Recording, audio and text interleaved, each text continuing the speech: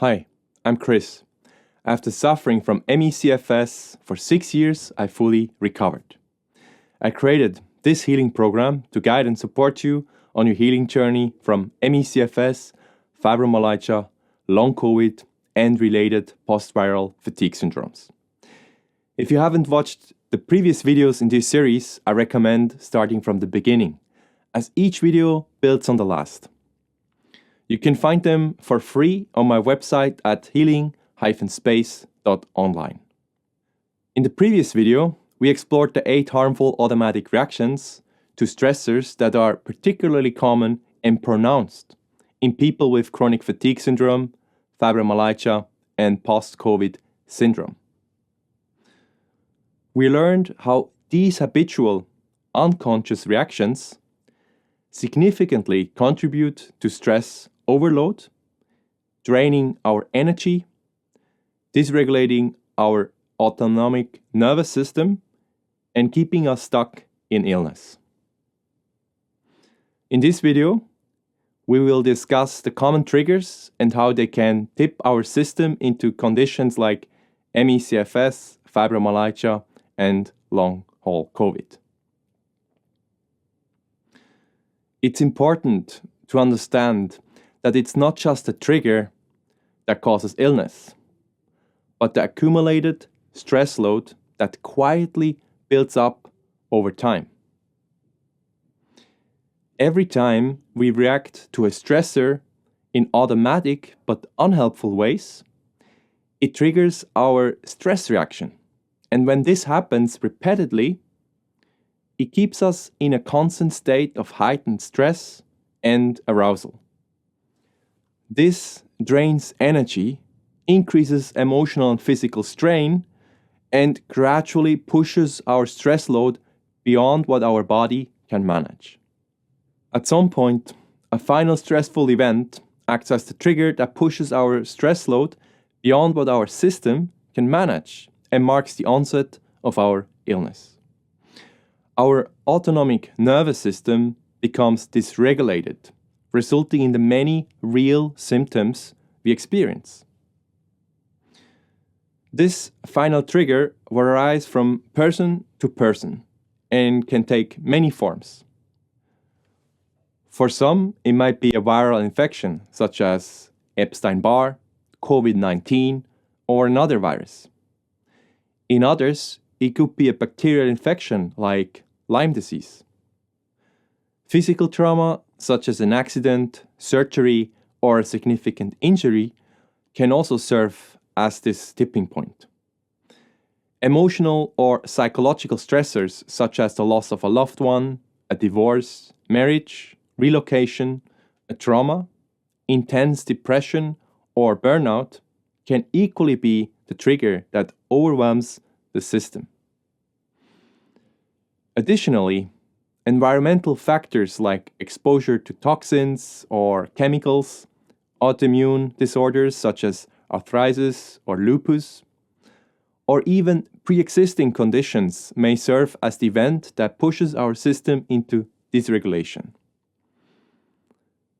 The trigger is often the moment when we notice a sudden and sharp decline in our health, marking the onset of chronic symptoms and illness. It can feel as though the illness appeared out of nowhere, without warning. So, for instance, we might remember feeling perfectly fine until we were hit by a virus, a traumatic event, or an accident. And from that moment, everything seemed to unravel. The fatigue, the pain, the brain fog becoming part of our daily reality.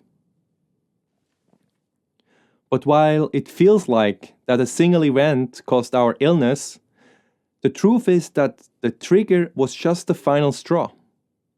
The real issue isn't just that one event.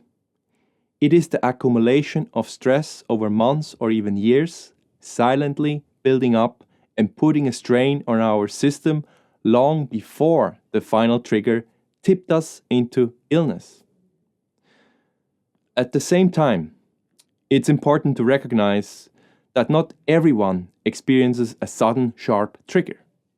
In some cases, the onset of illness is more gradual.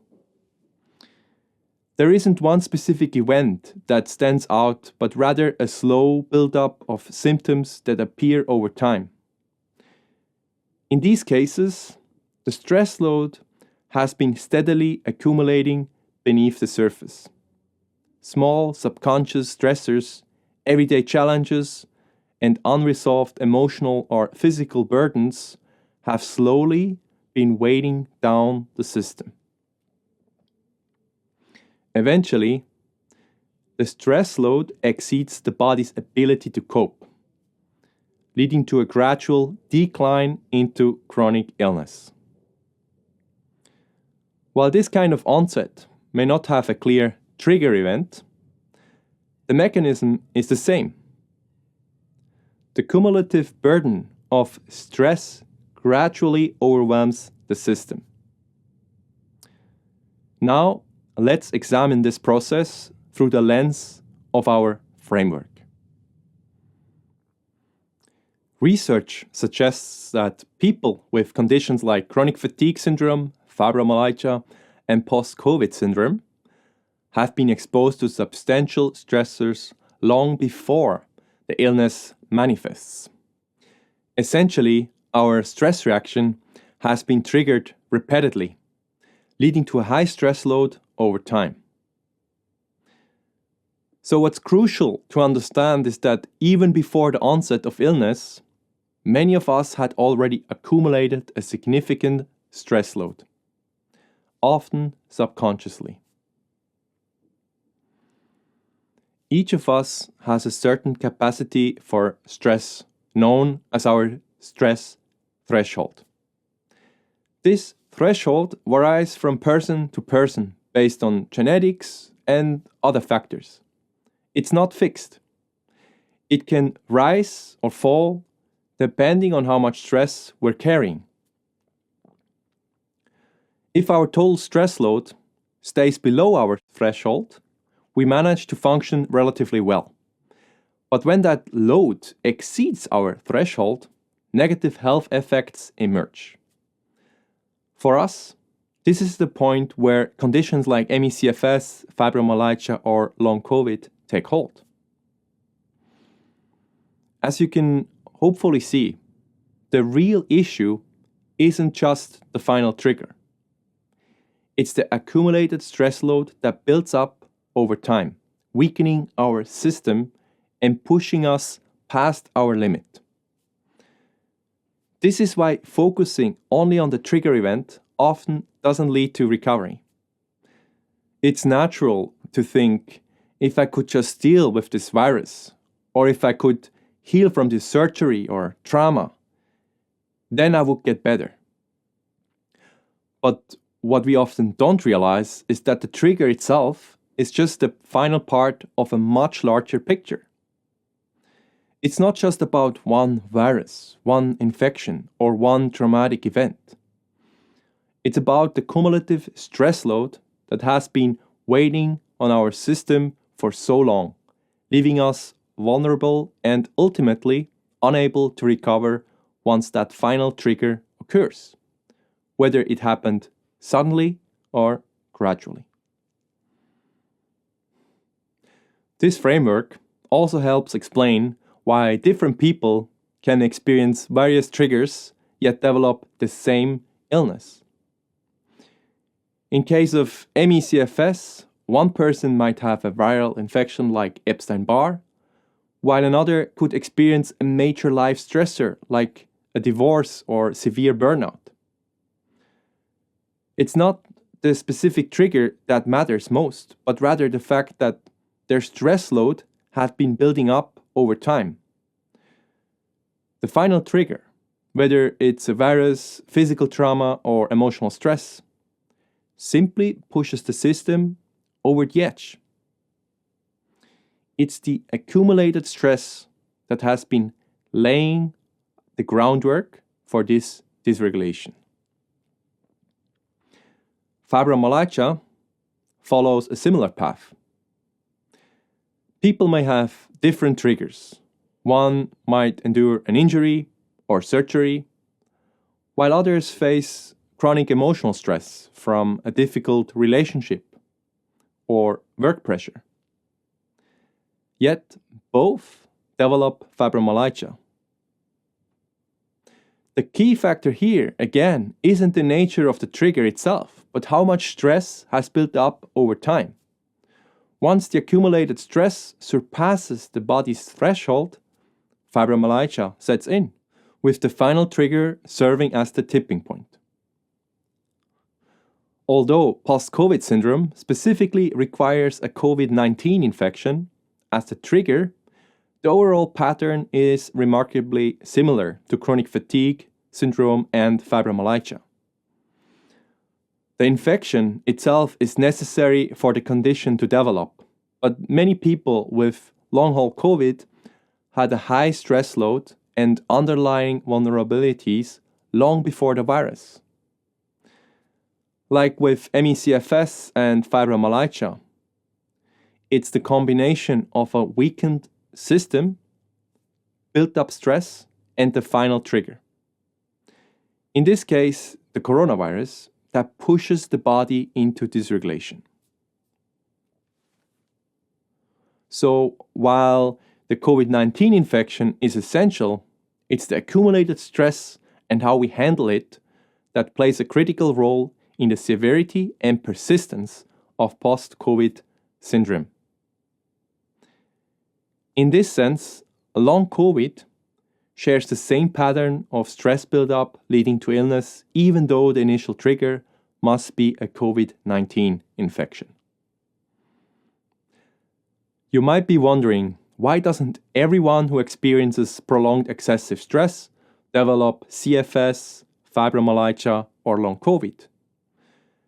The reason is that chronic stress affects each person differently. While it places a strain on everyone's body, its impact varies based on a unique combination of factors such as genetics, conditioning, stressors, and the way we react to those stressors. This is why some people develop conditions like chronic fatigue syndrome, fibromyalgia, or post-COVID syndrome, while others may face different health issues or even remain unaffected. Although stress overload is a key factor in these conditions, it doesn't mean that everyone under chronic stress will develop these specific illnesses. How stress manifests in each individual depends on many factors, which is why the outcomes are different for everyone. This framework also helps explain why some people who experience the same triggers as we did don't develop chronic illnesses like ME/CFS, fibromyalgia, or long COVID. You might know someone who had the same viral infection, went through the same traumatic event, or even caught COVID-19 but didn't develop one of these conditions.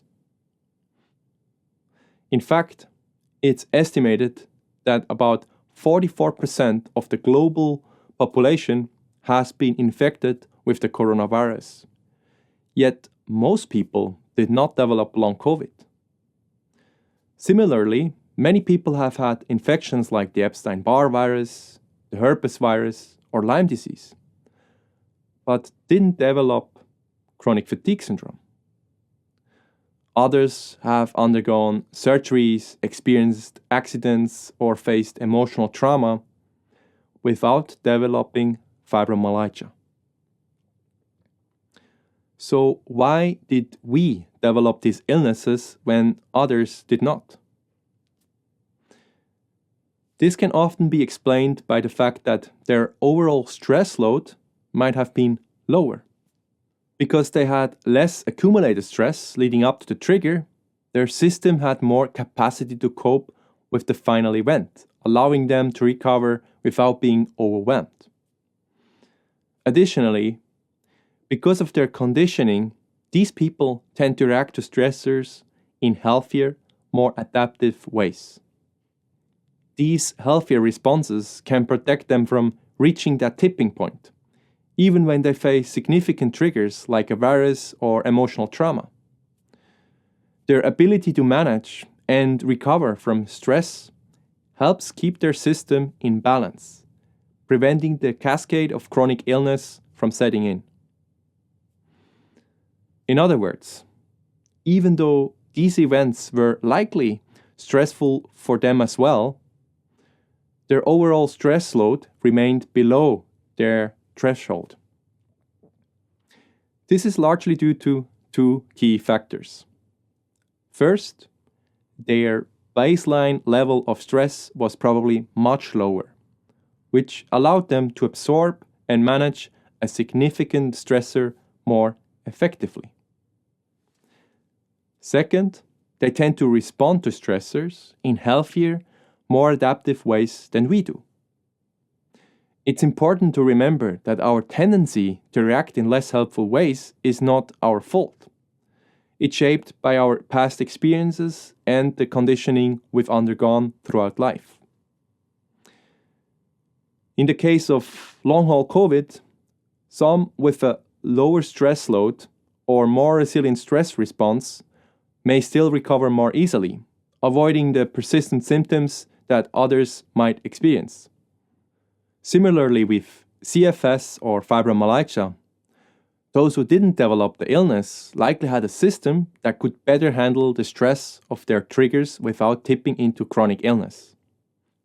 The bottom line is that conditions like chronic fatigue syndrome, fibromyalgia, and post-COVID syndrome are not just about the final trigger. It's about the overall burden of stress we've carried.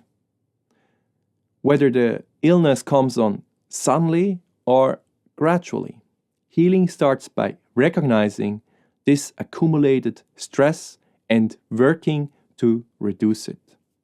This is why focusing solely on the trigger is unlikely to cure our illness.